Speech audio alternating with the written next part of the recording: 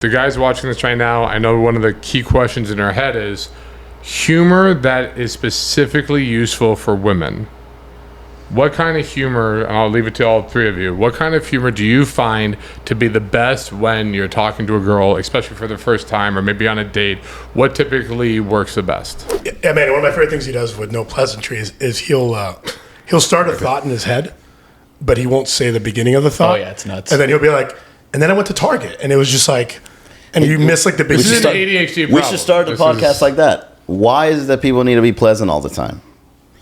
That's a great intro. Albert's like, damn it, no, this is No, the wrong I way agree. No, I think it's... Okay, I think pleasantries can be overdone, like, oh, how about the weather? Like you're in an elevator. You mentioned that. Oh, but here's what's funny is he's all into pleasantries, but only on his terms. Yeah, so if he's talking to a waitress or any sort of service member staff, he refuses to change his tone or raise his voice. So if they go, excuse me, sorry, I couldn't hear what you said. He goes, yeah, love. What I'm gonna need is an extra side of honey mustard. So instead of the original side that you were going to bring me, I had like 2 sides. And she's like, what are you saying? And he'll go, yeah. So the thing is that it comes with one honey. I like force frame myself to like a he pacing won't raise his and a voice to help cadence. them at all. Yeah, there's like a pacing and a cadence for every scenario. And if they don't get it, I'm just going to repeat it at that same pacing and cadence. So I don't think it's very pleasant. To your vibe. Yeah, I'm like, you're not getting it. This is the speed that we should be talking. Whereas he has no volume control. He literally he can't control how loud he's talking at any time. It's like he started his career like working in a drive-thru. He's like, do you want fries with that? We used to think it's because he has a really large head, so we had a theory that the sound reverberates from his cranium. It projects. We call it megaphone. We call him the megaphone head. Megaphone head. Because he just can't control his I volume. think that's a great way to do the intro. I honestly rather talk too loud than too soft. I hear all these guys who are just like mumbling and these like soft talking shit. Like, I'd rather be overheard than underheard if I'm going to pick one of these. You can be heard from down the hall, though. Is the problem. I'll take it. This is a projector voice. This is what happens when you speak on stage. So here's something I like. That, so we try to teach social skills and like cold approach pickup and dating. Obviously, something I think guys get wrong, Manny, and I think I try to coach, and I've seen from like celebs and like more successful people. Is I think it's better to like you way more successful. And he goes like this. He points at it. Sick bird. He knows some famous. And then He's working his way through. I already got the mega head. Hey, the people that we called when we couldn't get them to show up there, we called you. Hot potato roasting. Jesus. When Adam Sandler can't make it, we got exactly. No, I think if you notice, like successful people will like fast forward through their accolades or like their like name drops. So like Neil Brennan, for instance, who I love Neil Brennan, he'll be talking at this pace, and then he'll mention he created Chappelle Show and be like, and then like when I did Chappelle Show, and then he'll like go like, whereas the guys that suck, they're just like they think that they should accentuate their cool points. Like I went to the coolest party yesterday, and it's like when you're bragging, you should like it should be subtle, and when you're like being like subtle, you should be bragging. Like I think it's like the mindset is this success is normal. Right. Yeah. If success is normal, you don't make a big fucking deal out of it. Well, that's why I'm happy to have not accomplished anything because I don't really ever have to change my tone. You're it's good. always Yeah, here. everything's There's nothing so really cool to spike it. I'm like, Pretty yes, much. today I went to lunch. Yeah. I'm sure you can make something sound very successful. Me? Like skipping the line to get a Subway sandwich or something is a very successful We thing. used to brag about the free Einstein bagels. Yeah, that That was like that. us like really Bro, being yeah. like That was because I had no money. yeah. That I was like, dude, that was- today I fucking ate. It's a nice one. I saw him do like weird, sketchy things, like pulling up like coupons from a year or 2 years ago just to get a 50% off at Hell Sweet yeah. Tomatoes. My whole That's strategy, successful. my whole strategy was to put the pressure on the cashier. I'm willing to hold up the line to try to get this discount, but are you willing to hold up your line that maybe I'm wrong and maybe I don't have this discount? Now, if you were to mention it, for example, let's say like there's an audience watching, and then someone's like, "Oh, well, I invested in Bitcoin before it blew up, or I started a successful men community." Be like, "Well, I saved 50% off on my lunch today." That's nice. Like you do that, and Who's then you your sound really- It dropped more parallel. successful than the other two because you enjoy life that much That's more. nice. Could have had a V8. I will say on name dropping, I've noticed like successful people will name drop, but in a way where you have to like catch them name dropping. So I'll give you an example. So like one of our future guests on his podcast, I'm not going to say his name just yet. Did you just make a reference to the future? Yeah, future. Yeah. You're like, not now, but in a time soon. Soon, not right now, but later on. I'm talking to him about being on the show, and we're just like trading notes and shooting the shit. And he's like, "Oh yeah, actually, funny enough, something like this happened with me and Tony, and we discussed it. And for a while, and I'm like, who the fuck is Tony? Well, because you're talking about the future, I'm guessing Stark. Maybe. But I realized because of his past, I'm like, this guy means Tony Robbins. Yeah, he open looped you. He Sick. got you. Well, no, I mean, for him, it's just like, oh, he's close. He's good friends with Tony Robbins. So he's just like, yeah. So me and Tony were workshopping this. And I'm like, Tony, I'm like, oh, shit. So, like, it dawned on me because I know he used to work with Tony Robbins. But, like, that's, I think, how they work it in. They're not, like, trying to. So did you shove it just down work your in throat. that you know a guy who knows a guy who knows Tony Robbins? Yeah, 6 years spot separation. yourself? I'm just saying. I think that's Subtle. I don't think that's subtle. Actually, I think subtle. that's the other way. I think that's like an Easter egg on purpose that he's getting you to be like, wait, who's Tony? And then it's like Tony Robbins. So it's like he's getting you to ask him about something he already wants to talk to. Well, he's famous for work. Like, he was, like, the top sales guy with Tony Robbins. So I'm guessing he assumed people know. I don't know. Yeah, but I don't know. It's a weird thing to assume people know. He's like, me and the Tone Ranger over there. Yeah. Me and We're- Brad. Like, Brad. Oh, Brad Pitt. Oh, okay. Yeah, I don't think that's subtle or humble at all. I think it's the exact opposite. Do you think there's someone that goes to Tony and be like, hey, this guy Jared? Oh, I'm not Monica. He's like, wait, Jared who? Tony, Oh, one day. he's Jared from Honor Success. One day. So did you know this stuff existed? Like people coach guys on how to Yeah, like, when we meet and first date? spoke, we were talking about the game, and it was written in '05, and it's just right now to do what you guys do, it's a whole different landscape. And I've always known this for a while now, but from what I've seen online, you guys do it the better way, Yeah. right? The more valuable way, because it's hard. It's hard. The landscape, the dating landscape, the whole being a man thing is like, the message is so off right now for everyone. Jared struggles with it every day. It's not easy for him. Did you ever have a night out where you're like, I'm going to try this stuff I read online. I'm going to try this opener. Of course. What's your routine? But this was back again in 05, 06, 07. So how did that go? What happened then? Yeah, it worked. It was like- weird. There you like- go, man. yeah. Yours. He's like, I'm out here slaying. Yeah. It is good. When you neg, they're like, oh my God, you're so playful, or you're so much fun. Now when you neg, it's like, everyone's been doing this for so long, it's not working. You're It's like, obvious another now. one. Yeah, exactly. Two But negatives you can make still positive. do it. It just can't be as obvious. It doesn't have to, it can't come off formulaic. So here's my take on this because obviously him and I've been in this industry for many years. I've known Brandon for years, and then comedy's been a big passion of mine. I think that like the pickup world is like it's like doing stand-up comedy but doing just pure material, and I think the way that I teach it now is like pure crowd work. And I think that crowd work, and I use it examples all the time in our classes. Like we had a boot camp where we actually went to see Dan Soder. I did a live event, and we went to see a Soder set because I really liked what he was doing crowd-wise. And I like had my students be like, okay, watch how he does crowd work, because that's what I think good cold approach is now. It's not really prepared material. It's like noticing like things about the people you're talking to, finding like, wait, what was that word? What did you say?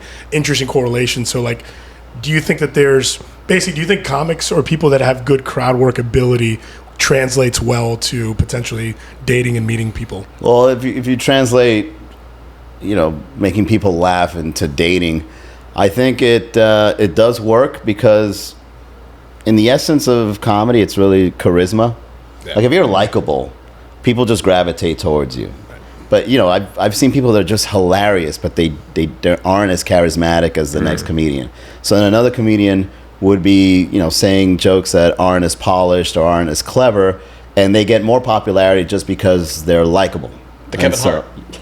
Basically, the Kevin I'm Hart not of it going all. to name drop anyone Yeah, because Kevin Hart I'm in of the it all. industry. But I mean, it's subjective Now at the who's same name time. dropping? But you can Me and Kev. you can see which comedians have charisma going for them.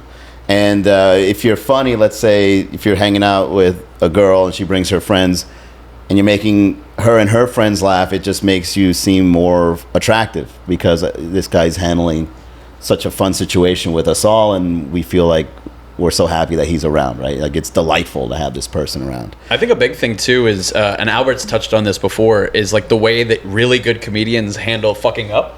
Like Steve Byrne, I've seen him live, and he's like, well, I fucking totally fucked that joke up, and he just rolls on to the next thing. So like Albert kind of talks about that with students. It's like when you're trying to approach a girl, or you're approaching her with a line, or you're in set and you fuck up a joke or you fuck up something and you just let it roll off. You're like, well, I'm an idiot, I fucked that up, but anyways, and go on to the next thing. And it's like how you can handle that instead of completely melting down and be like, I'm gonna go wet myself in the corner. Have a nice night, ladies. Yeah, rejection can be you don't even have to feel it. It's like, all right, well, she didn't like me, so anyway, it's not that as big as a deal as most people. I think you just have to. So what I do as a comedian in the beginning, what I did in the beginning was I tried to understand humiliation. It's like, let me get over this fear. And I mean, the first time I went up, I bombed and I really humiliated myself. But then, after, it took me a while to get really good. But after a while, I realized like, oh, humiliation is what other people feel for me. But if I don't feel it for myself, they don't have to feel it because they're going to be like, why am I going to feel bad for this person when he doesn't feel bad about what happened? Yeah. That's why Albert got so good. He just bombs every night, and he's just, he takes just it like in. Continue it. What do you think's harder to get over? Bombing on stage as a comedian or starting off you're approaching with women and getting rejected by a girl? I think they're both the same. I mean, you gotta accept both as part of the process. If you're single and you're trying to find someone, right, and you're going out to a bar and you find someone attractive and you want an opportunity with that person, you have to shoot your shot because you're putting yourself out there. You basically got the spotlight no matter what. And then it becomes, you got to just cast a large net to see what you get. I think it's a normal thing. Same thing with stand-up comedy. You got to do as many shows as possible, whether it be the small bar rooms or the big comedy clubs. You got to put yourself in different experiences so that you can just normalize it. Can't succeed without willingness to bomb. Exactly. I think something I've noticed from your content that you put out is you always kind of paint the city of Miami or the culture of Miami in like a really funny and honest and authentic light. Like, the money culture, and like I saw your stuff about Formula One this weekend.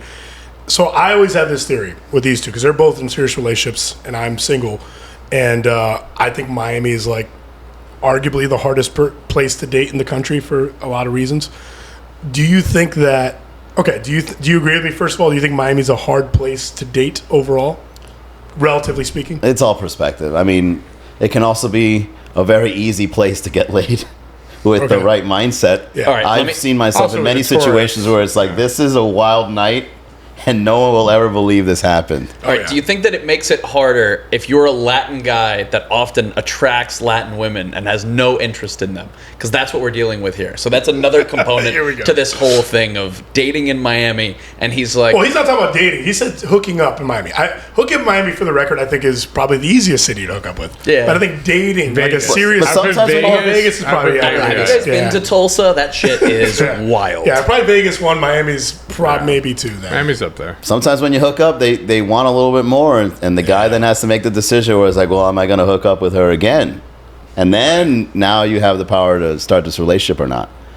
I understand Miami's full of vices. Miami is very sexually oriented, but it can work to your advantage if you know what you're doing. As I get older, I mean, like I mentioned, I'm in my late 30s. I kind of don't want to go in that world anymore. I kind of want my tranquility and peace. Yeah. But, a few years ago, especially like when Tinder first started in 2013, or started getting popular 2013 to like 2021, man, it was a great life. It was so good. The adventures in Miami were amazing. Yeah, before the big move, before the exodus that everyone started moving to Miami, and then after the exodus, it was great. Do you remember anything on your Tinder profile where you were like, this shit's fucking genius. This is going to get me laid. Did you have anything specifically on there? You're like, love kittens or drink a beer, it was upside great. down. The thing is, I looking back when I first got on it in 2013, because I got out of a big relationship. Okay. And I was really rusty. Like the girl was big or what? Yeah, that too. Okay. Yeah, I like Nice. them thick. No, it's just when you get out of it, you get rusty and you don't know how to talk to girls because you're like, oh man, I still miss my ex or whatever. 3 years later, I got, people told me about Tinder and I got on it and I started meeting like quality, because I guess since Tinder was so new, like even like That was it. That was your option. Yeah, the great quality personalities. women on Tinder. in the early years. really early. Yeah. Yeah, but really early. Like, Really early, yeah, Yeah. because everyone was like the swipe it was brand new. so you got on there, just went downhill after you. Absolutely. Okay. In the beginning, remember, it was eHarm. You would have to read a whole short story to get to know someone on online dating. How about those 80s videos? You ever see those videos like Oh that? yeah, Oh, yeah, pop those in are the great. VHS. Jarrett went on some Plenty of Fish dates. Oh my God! He went on some Plenty of Fish forgot about dates. that shit. Plenty of Fish. Jarrett really likes to play therapist, so that's really played into Match.com. that. I didn't even get paid. It's bullshit. So what Tinder did was it expedited yes or no. Right. So when that blew up, even the people with personalities and that had good intentions in dating went on that. And if you got into Tinder early, you were in the front line if you had game to get to those. And I remember in like 2013, 2014, 2015, around there, I was dating like beautiful girl next doors that actually wanted a relationship and that were very pretty, but like, you know, it didn't get to their head. They were, you know, great family values. And I look back and I even look at some of the photos that we took. It's like, this girl was wifey material. This one too. Yeah. This one too. But I didn't wife them up because I still wanted to use Tinder. Look at all these matches. Now you use it, it's like, oh, sex workers. Here's what I want to know. Here's what I want to know about your journey, and Albert can attest for this. Brandon's too young; he will know. Yikes! But when we first started our journey, and it sounds like you did around the same time, like 2006 ish. When the book came out, the game. Yeah. That's what you. Okay. So for a good 2 to 3 years, humor was just like not a thing. When you were learning the old methodology back then, it was all about being interesting.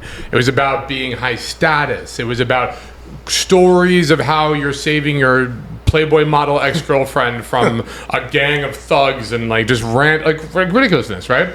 But I remember going out there with my black eyeliner and my boas and my crazy jean jackets. my crazy jean jackets and random nice guy shirt. But like humor wasn't a thing, so I actually had to like tone down my humor because it was almost like uncool. You had to be like the cool guy, right? That's how you lost it and never came back after that. Never came back. After You're just that. like, I went to the other side of the force, right? Did you notice that with the methodology back then, or were you always using humor in your approach back then? Because I had to like re-bring that back and like relearn that and go, let me add humor elements to my attraction game, because before it was all like mindfuckery. Mindfucker. It was all like magic tricks and nags and stories and intrigue. I think being a good conversationalist and how to bring the room together.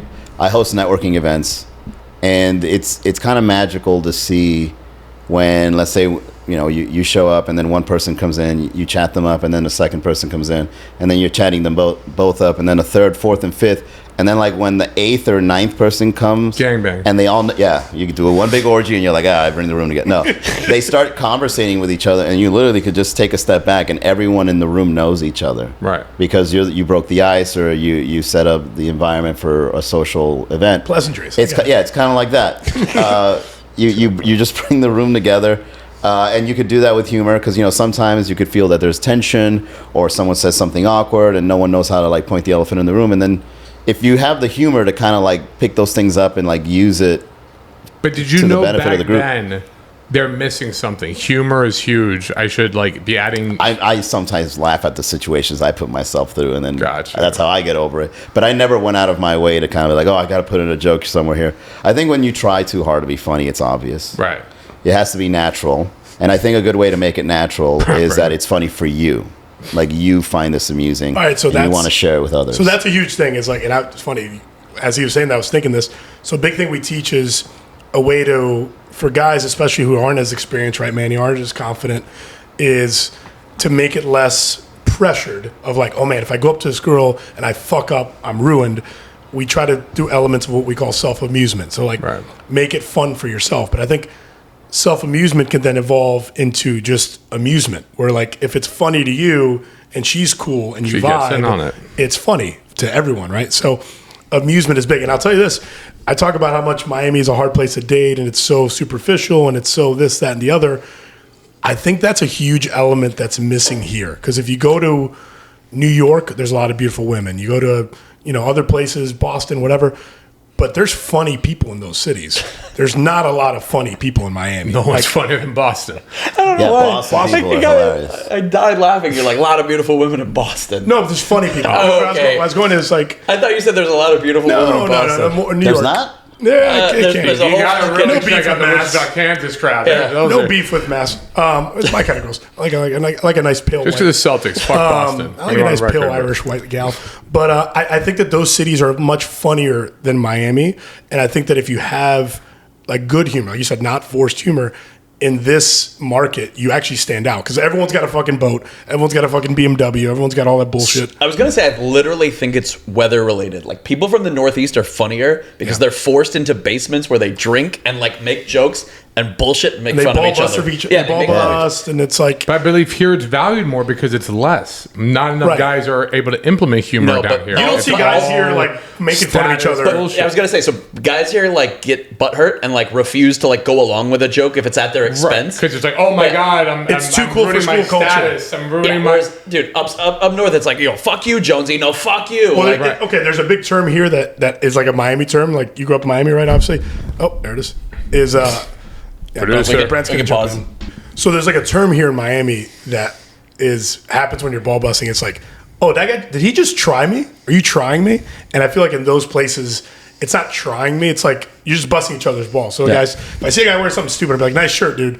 Like in Miami, it's like that guy's trying me. And Boston's like, yeah, nice this shirt, dude. Yeah, this shirt sucks. Whatever. thank Like you. people are more apt to. Cali too. They break- can't take negative stuff. Everything has to be super positive all the time. Yeah. It's like, it like mind fucks them if you Fucking tease them. hate that. Well, Well, that's that's That's a Cali. that thing. goes back to the pleasantries. In Boston, they do fuck with each other a lot. That's part of the Boston attitude. In New York, they do that too. Yeah. But that's how you establish a friendship with someone. Right. Because it's not fake. It's like, oh, this guy's busted my balls, and then you bust his balls back, and then now you guys have it. I have a friend of mine that's the same way. Like as soon as I show up, I call him a bitch, and he loves it. Yeah. He's like, Oh, yeah, shut your man. You know, bitch ass up. And like we just talk like that to each other. It's hilarious. And then even people like surround us outside of the bar to hear us just have a conversation about comedy, and we just insult each other. It's all the hard time. teaching that sometimes to our students though, because they come from sometimes some trauma. They've been bullied. They've been teased on a lot. So when you start bringing in these ball busting kind of jokes, they're like, I don't see the value of that. I think that's awful. I think I'm like, because you come from a background where that's, you know, like Hurtful. you're triggered by that kind of Right. stuff, right? So they have to realize, like, no, that's actually a rapport building technique. That's something that shows you guys are friend camaraderie, but that's hard to teach and explain to some of these guys who just have that inner game where they don't want to adopt that in their own. And then they're like, why would I say that to a girl? I refuse to insult a girl. I refuse to talk this way to a girl because it's just unnecessary, uncalled for. I'm like, they like it. You're doing them a disservice. They like a challenge. They like the banter. They like the ball busting. And you're just going to ruin a good opportunity if you don't learn how to do it. And funny enough, the way I learned, and I'm curious how you learned as well, like the humor building skills and whatnot, if it was natural, or I'd like to hear your story on that. But what I learned from the whole pickup artist days was just being around you, the Cuban guys you used to hang out with all the time, more like the jocks. Niv, a good friend of mine who was incredibly funny. He did stand up and shit. So I found the best way to learn is through immersion, just surrounding myself with funny people, because I start picking up on the patterns of what's good and what's not. Now, I know you're a comedian coach. That's your brand, but you know, like you know how to actually teach it properly.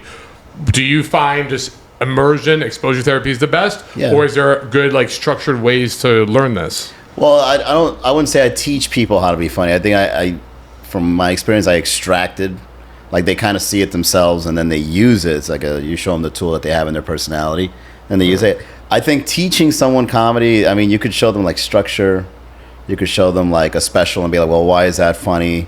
But once they figure it out in their own voice, that's really what you want to go for. Okay. Because like it's their way of being funny, but you can't be like, oh, be funny like this guy or be funny like that person. Do you find archetypes? If you see, if you just You start can use hanging that. out with me and I'm cracking jokes, you're like, you're a Don Rickles. You need to like study that guy, or you're a Yeah, that okay. could help because that way it augments and it helps you understand where you come from. Like some people like physical, slapstick. Some people like like movies like Dumb and Dumber. Another person likes movies like or shows like Curb Your Enthusiasm, and you can kind of like get a feel for it. And then what they have to do is they just have to label it or define it.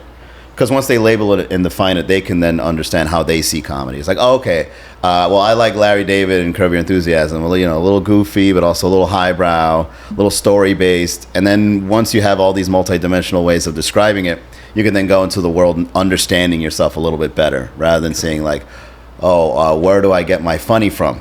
And then now you know that you have a source. And then the best way to do it, if you really want to get to the next level, is you start curating all the comedy that you find funny, Right. and you put it in some sort of archive, and then if you expose yourself to that, let's say like YouTube videos or reels or TikTok videos that you find, or memes, or stand-up specials, and then let's say you put it all on an Evernote file that you go to and refer to, your brain automatically starts connecting all the things you find funny, and then when you go out in the world, it just starts automatically coming out. So let's Because, say you know- we got a guy watching right now, and they It's probably struggle. one guy, honestly. Probably one, yeah. Our one viewer here. Let's say he's struggling figuring out how to make things funny when he's going up and meeting women per se. So more like, I guess, improv type humor. Unless you think you should have a routine ready to go or something. I'll leave it up to you. But he's trying to learn how to be funny. He's boring. He's overly logical. What would be a drill, an exercise, a technique? What would you suggest to this guy? It's funny that most of the clients I work with are very logical, because I think like they look at my serious stuff and they're like, oh, this guy thinks like me. Being logical can actually make you very funny, but you just have to know when to turn it off. Not you. Yeah, I'm gonna say it ruined No, for No, I logical- think humor is very root. Like a lot of, like you said, highbrow or like quality humor is rooted in logical thought, right? It's Yeah, but then if you have fun with it and you get Right. goofy with it, you'd be surprised on what comes out. I mean, sometimes I'm on stage or like I'm riffing on camera or like doing an act and I'm like, well, where is this coming from?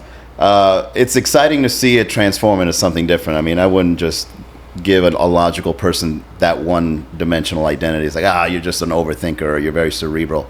It's like, no, that's good. Now you then have a philosophical way of having a perspective. All you got to do now is just like, where's the funny in that? And you got to make the time. So, in your question is like, how does somebody that's logical go talk to a girl and make her laugh? Well, Is there I a would drill say or- write it.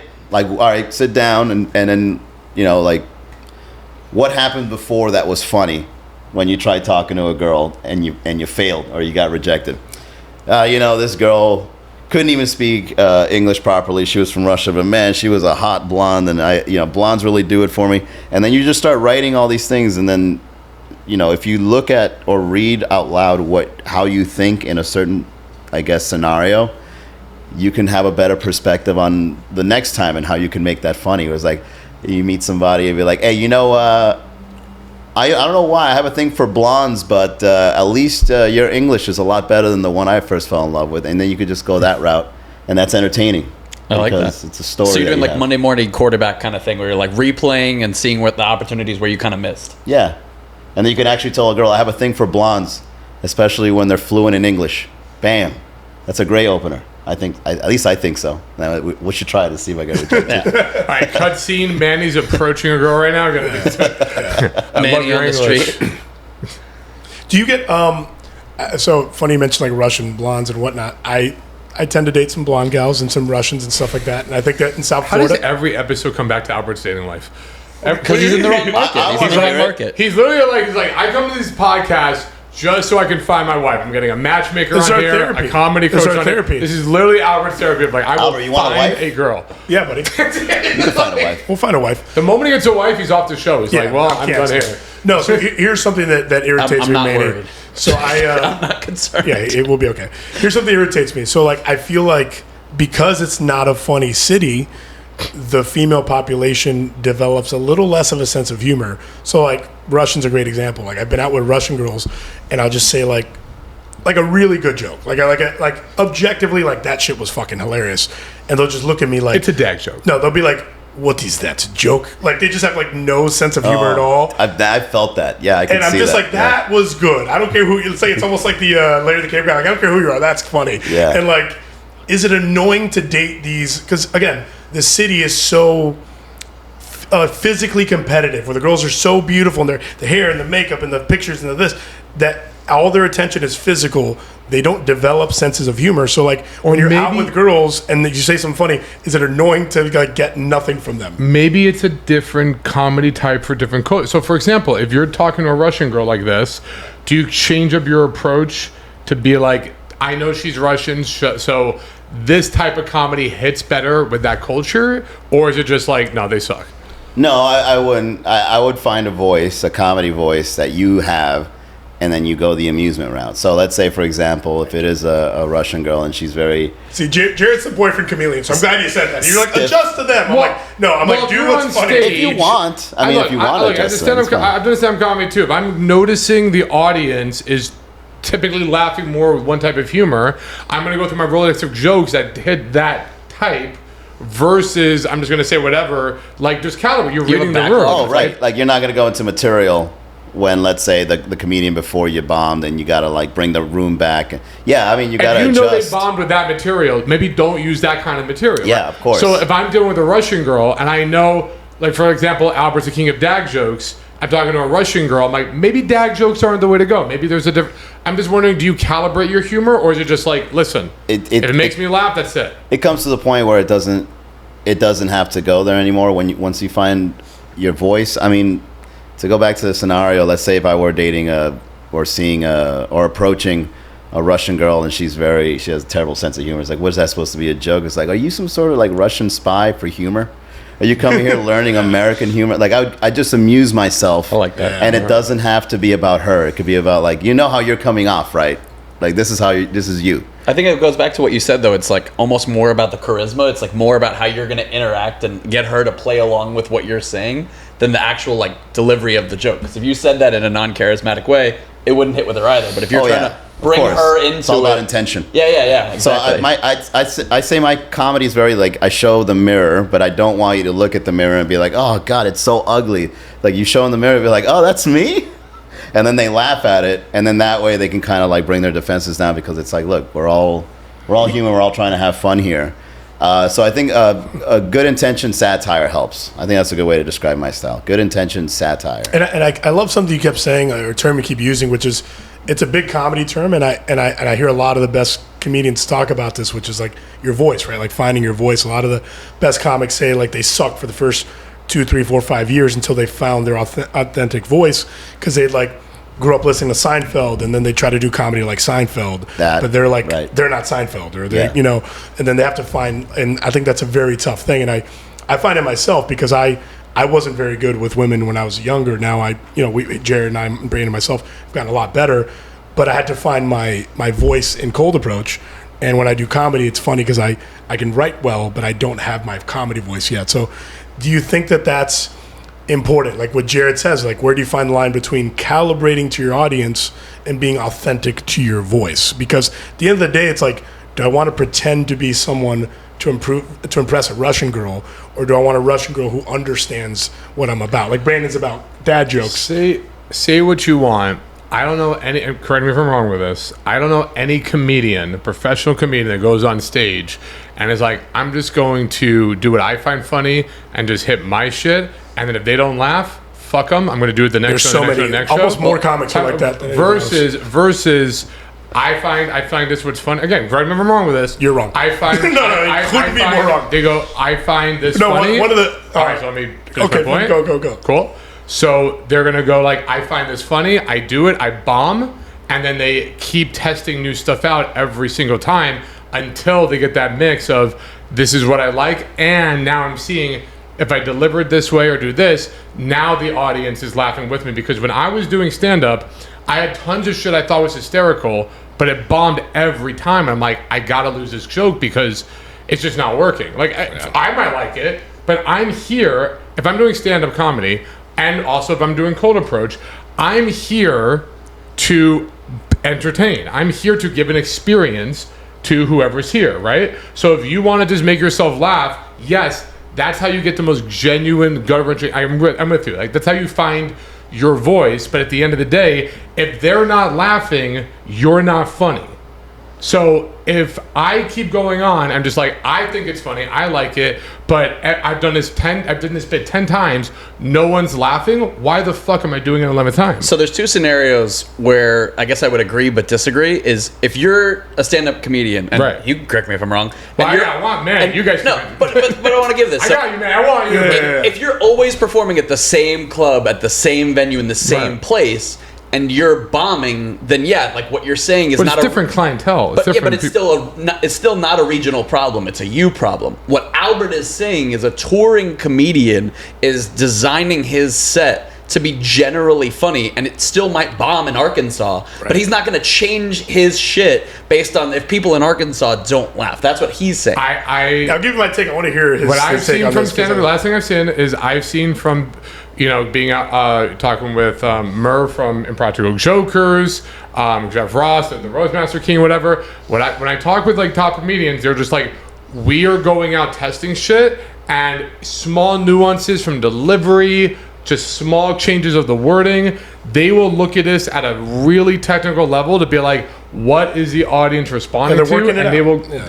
but that working out is calibration. That working out is sure. everything. But again, I would love to hear your thoughts on Well, that. that's why comedians have become so niche, because comedy is subjective, right? If you bomb, doesn't mean that you're not funny.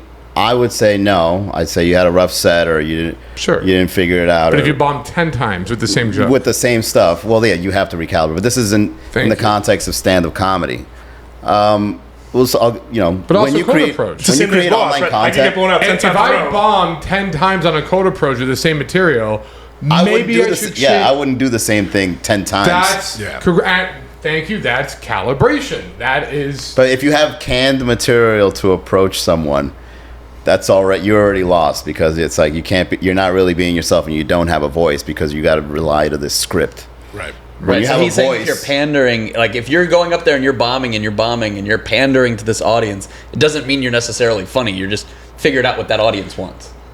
Here's my mentality, and I'll fight everybody. We can go right. I've never seen him this You know, passionate fight about any everybody. subject. I've never seen him get so So worked let's up. talk about the dating thing, all right? I don't know. I'm not going to go into so much about like the stand-up comedy. If I'm going out 4 nights a week, and I'm approaching girl after girl after girl, I have two very clear agendas. I want to have fun, enjoy myself doing this, obviously, which I think we agree on there.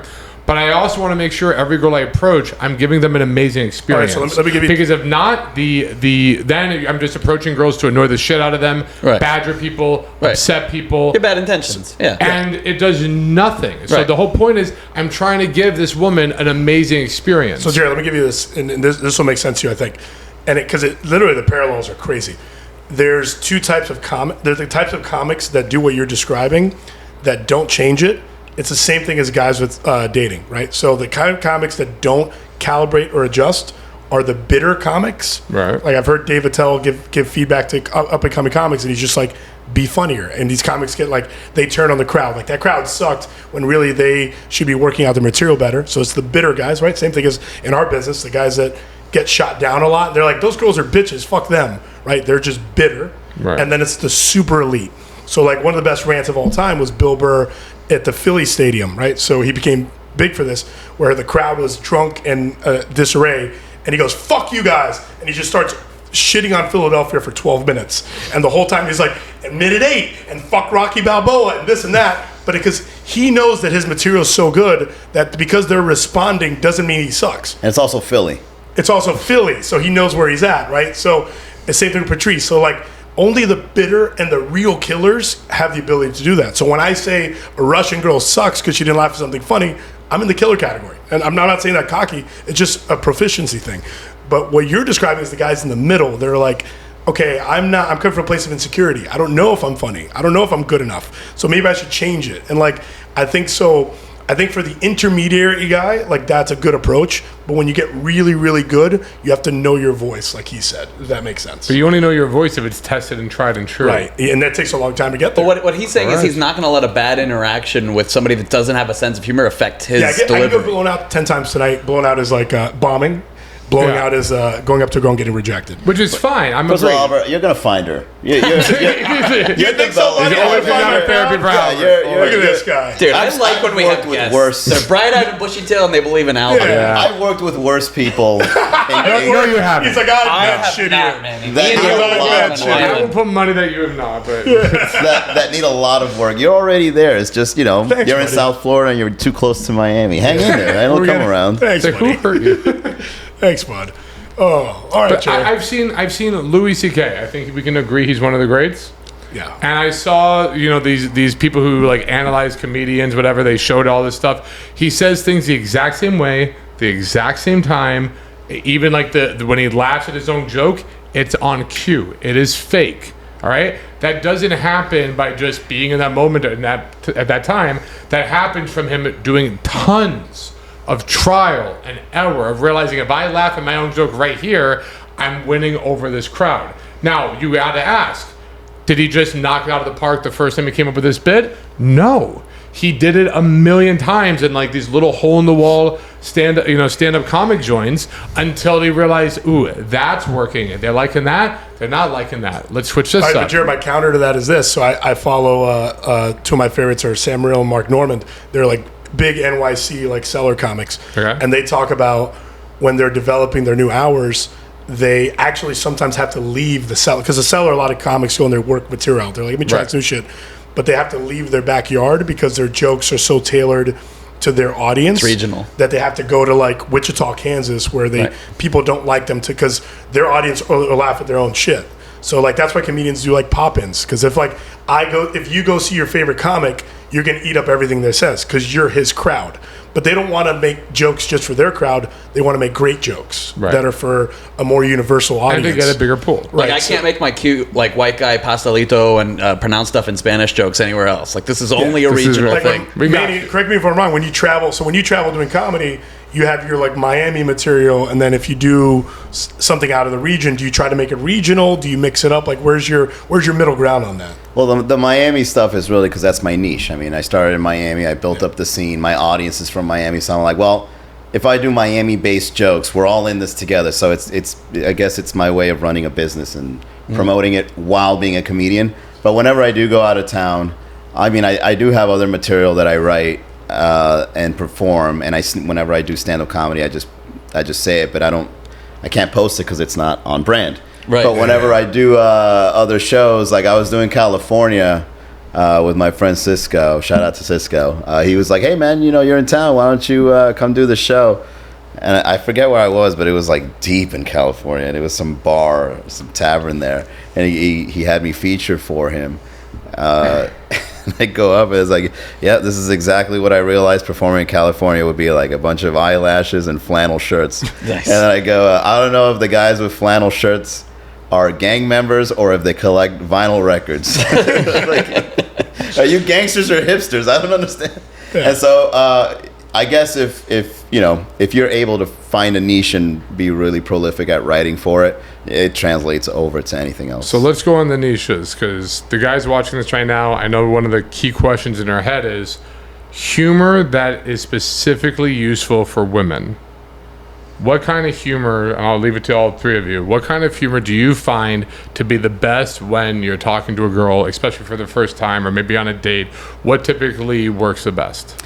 So right off the bat, I was trying to share this. I was thinking about sharing this on the way here. So what makes something either charismatic or worthy to pay attention to so that you can say jokes? And I think I boiled it down. It's relevancy and relatability. So relevancy is something's at hand that we all agree on is happening or is important or that we can talk about, right? Relatability is how can we all relate in this particular thing that we're discussing that's relevant. Whether you're creating content, having a conversation, doing a joke on stage, if it's relevant and relatable, you're already on your way.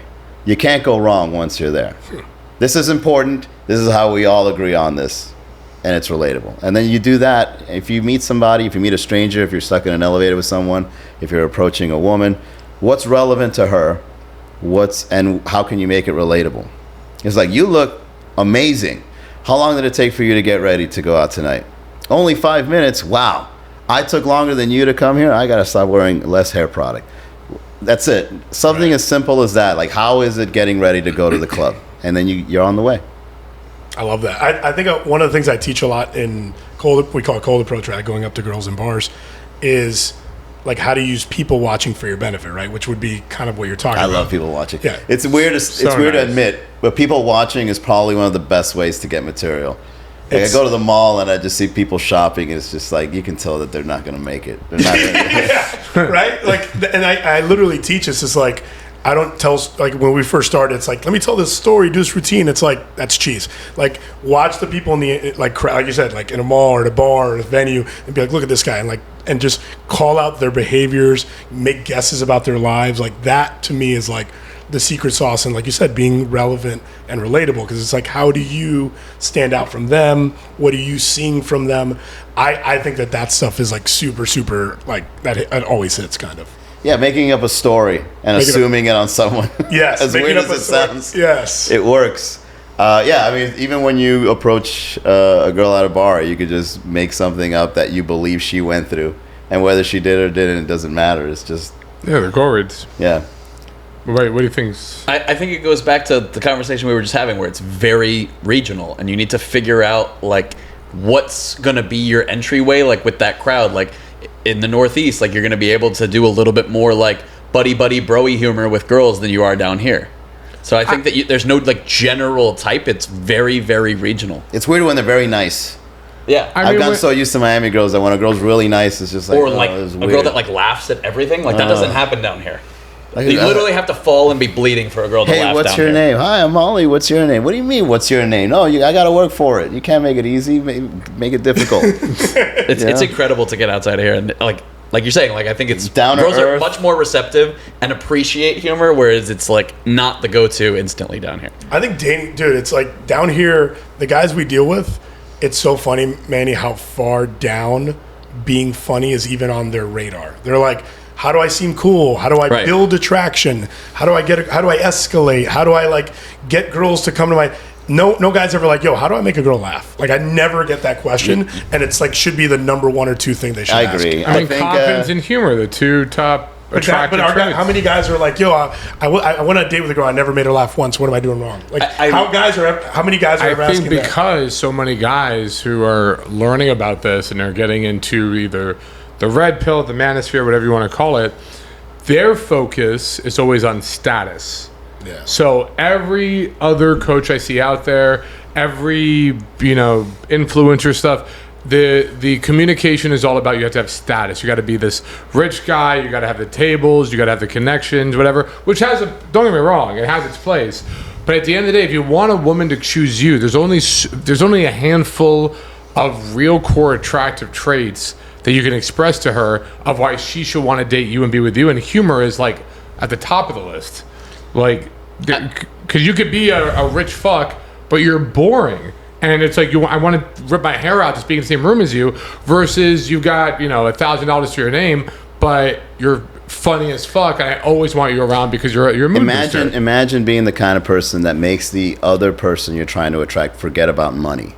That's the way I see it. Yes. So what's interesting about humor is that it's a status thing, but it's not a physical status thing. It's more of a mindset status thing. Here's where I saw it in action. I literally saw it in action. This is what, because again, I told you in the beginning, I thought humor was like whatever. It was all about status and looking cool and like the pickup shit back in the day, right?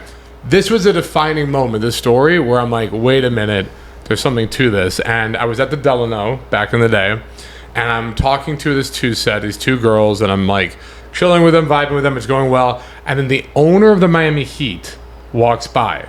And back then, I forget who he is now.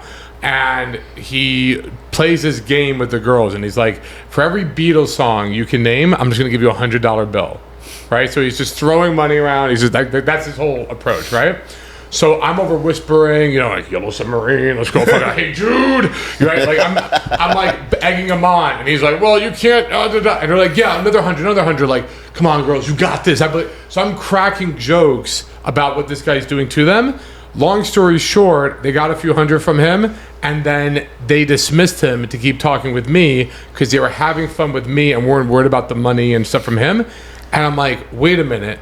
Through game, humor, messing around with them, I just blew out the owner of the Miami Heat, or a manager or some like big position. Yeah. I'm like, there's something to this because before LeBron. Yeah, before LeBron. No. But like that was me realizing status has its play, but like I just did something that beat that status. So clearly humor's got a huge element to it. I just think that everybody wants to get good fast, and so they do what they think is the direct line. But we talk about this all the time, and I think I brought it up on a previous episode. It's like, realistically, the first thing that you should be doing is like building your guy friends, because either you're going to hang around with guys that are really good at game, or you're going to hang around with guys that are really bad at game, or guys that are really funny or really not funny. And you're going to learn very, very quickly what to do or what not to do. And you're going to learn what's socially acceptable around those guys. And from there, you can build to girls. And if that's not cool enough for you, then go hang around with girls and see what these guys are approaching them with or what they're finding funny. But all these guys want to do is like, no, funny, to get girl, to get pussy, to go right there. Yeah. And I agree with that. I think you should expose yourself to how a woman thinks 100%. and how their experience is like with men, because then you know how to separate yourself from their experience. 100%. And the other thing too is there is no vacuum where you're approaching women and guys aren't around. Half the time you're going to be approaching a girl and there's going to be a guy near you, around you, a guy just approached them, a guy's right behind you, and you need to be able to interact with guys and disarm guys. I've seen Jarrett go up to a group of giant guys, just him, to try to go to talk to one or two girls, and he knows how to disarm them, and he knows how to be funny and charming and charismatic. And if it's just like, excuse me, sir, can you move out of the way so I can hit on your girl? Like, that shit's not going to fly. Yeah, and let me, I'll add this into Manny, because this was like a big thing. So I'd get feedback from our students, and they're like, I'm sucking at this. I'm not doing good here. I'm falling apart here. I'm like, all right, tell me more. Tell me, what'd you do here? Like, well, I went into this, and I told this story. And then I'm like, all right, let me see how they're telling a story. And this is like kind of why you're here. Because I told Jared, I was like, we need to hire a comedy coach. And we did like one class where like I just had them all tell the same story. And it was the worst thing I've ever heard in my life. And I'm like, oh my God, these guys are being taught to storytell. Yeah. Right. And by the way, me personally, like in my youth, I wasn't a good storyteller. Even in my 20s, I kind of sucked. And then I learned it through modeling and patterning and being around good people and like timing. And I figured it out because I can make adjustments. But I heard these guys tell stories. I'm like, I want to kill myself right now. So I think the ability of like comedy effects, timing, cadence, like knowing what part of a story to speed through, what part to slow down is like so important. And I think that, you know, not every comedian, like you said, there's different comedy styles, but I think a very easy, like entry level comedy style is like storytelling, right? Like the Dane Cook, like, let me tell you this funny thing that happened. And this is why, by the way, we are constantly always leveling up the VIP program. So like he brought this to my attention, I'm like, let's get a comedy coach. I mean, we have guys in our VIP program who are doing wins like every single day. I think I'm like the only dating coach out there who's able to show daily wins, daily results. They got from that my like guys. 2013 Tinder life going on. Yeah, like so like we're already crushing it. But with that said, even though we got things dialed in with online dating, social circle, cold approach, everything,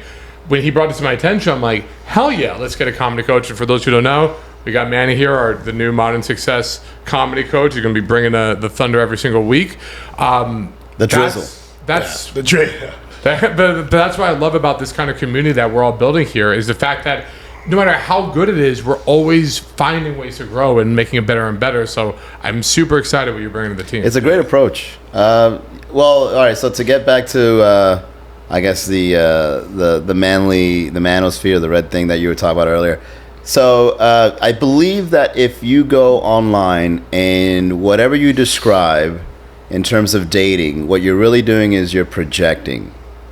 I think that's what's happening. So because to say all women or all men are this way is wrong. Would you agree? Of course. So if you describe a certain kind of personality or a fallback or quirk or whatever, what you're really doing is what you find attractive because you keep looking at that and you keep complaining about that because you want that. And you're mad at yourself because you want that. There was a while where I was just posting that like women just cannot be satisfied by men in the bedroom, and I really do now that you think. I think it was I was you're just projecting. fucking those men. Yeah. I think I was just projecting. And then like when guys are like, "Well, what are your parents going to think when your girl's on Tinder?" There's girls that aren't on Tinder that you can talk to. I mean, not on Tinder, on OnlyFans that you can talk to. I don't know why you keep bringing them onto the platform. I mean, that you talk to a nice girl, right? They exist. It's either good content or they're jaded because of the people they've dated before. And then what ends up happening is they just tell the world how frustrated they are, and it's not a good look. And then like, you know, when you look at other guys that are in that world, it's like they're angry. So now it's just like you can't even have fun with... Because they're full of cum. Yeah.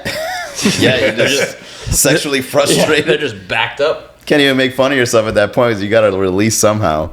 And then however you release it, you're probably not happy about. Either way, they want to scream, so it's just one way or the other. Yeah. So I think, you know, get friend zoned. Get friend zoned. Just don't get played, and then understand a woman and see how they come come across in their own little world, and then when you approach them, you're kind of like, I have a better understanding of what you go through. And then when they see that you understand them a bit better than the next guy, you're going to look a little more attractive. Another thing I wanted to point out is, the whole status and physical, it evokes, I guess, like, oh, I'm a successful person because I got a lot of money, I got the nice car, I got the nice house. But, what if there's more ways to be successful without physical or being the best financially? I think that exists. Like, what if you're actually happy?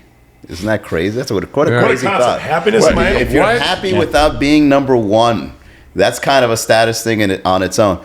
And so it's also ironic that you guys ever seen that Black Mirror episode where people like view each other and they got like a social status? The rankings. Okay, that's happening right now, but in an unconscious level, and it works very well in dating because if you show a girl that you have a great following and the content you put out there and how people react to it, and if you're wanted by other women, and if you're, I guess, respected by your peers or whatever, like it works. It does something like, oh, okay, this is a guy of status or whatever.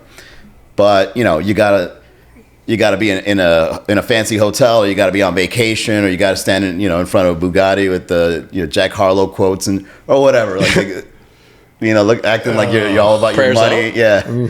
Man, if you're at the, it's a great Bargatze bit where he's like, he goes, everyone on Instagram is always having the best day of their life, and everyone on Facebook is always having the worst day. It's like, no one's ever just having like an average day on social media. So if you communicate, even through the good and the bad, if you communicate humor, it's a status thing because like you're always looking for the funny in everyday life, whether it be good or bad. And so let's say if you write a funny caption on a photo, or you share something that you're very happy about and you make it funny, like you beat all the people that are waiting to go on the next vacation to take the jacuzzi photo with the cigar or whatever. I mean, there's so many ways to use humor to beat the whole status game. Dude, you could use your invisible girlfriend bit for Instagram. That's really good. Yeah, me and Bay. Oh my God, that's really good. Do it. You got to post it. I did an opener which they loved, or by loved I mean they fucking roasted the shit out of me. Where I went to like a beach festival, and I saw this like a couple girls, and I was like, "Hey, do you mind taking a picture of like my girlfriend and I?" And they're like, "Yeah, no problem." And then I just stood there with like an imaginary girlfriend like this. Yeah, I thought it was funny. That's great. It was like something. No, have you seen those guys that have a waifu pillow, like those anime dudes? No. So what they do is they print an anime girl on a pillow. I'm just happy he finally got realistic standards for himself. He finally time. got a girl that he can show up properly. Finally got my real league. I'm with him. The anime girlfriend. That's another one. Fuck, man. Yeah, and you print it out on a pillow, and like you take them out like a date. Look up waifu pillow. Well, yeah, it's a phenomenon. He's a big anime guy. They're happy. Anna's my anime pillow girlfriend. So the fire is out. It means we're kind of running out of time here. That's on an hour counter? We got a little counter. That's great. So, Manny. Untrue. For those. It's not true at all. I know. We got to do a science, please. He goes, that means I didn't put enough in the fire pit. Yeah. So, for those who want to level up their comedian skills, they want to get their humor going, other than joining the Monster X program, which we'll be doing calls every single week to level up your humor, what else can they do to reach out, find you, learn more? What can we do? All right, label your comedy style. Gather all your favorite memes, reels, TikToks, movies, stand-up comedians. Define it the best you can. And if you need assistance in finding your sense of humor past that, just go to MannyGaravito.com. Boom. You heard it right there, MannyGaravito.com. We're all going to be checking that out. And yeah, man, I can't wait to get more like hands-on, see you on the coaching calls, because this is going to be really exciting. I think this is a really great missing piece because Albert can't be doing this anymore. So we got to get you on your way, Albert. Jared's like a sports team owner. He's like, we're making major advances in the world. Advances. In the world of comedic science. He's like, we've got guys in the lab. He's like, we got to add a new facility. He's an old white owner. He's like, you can't wait till you see this guy run. This is going to be the right. This is the good stuff. He's like, they're jumping so high these days. Until next time, everybody. Take care.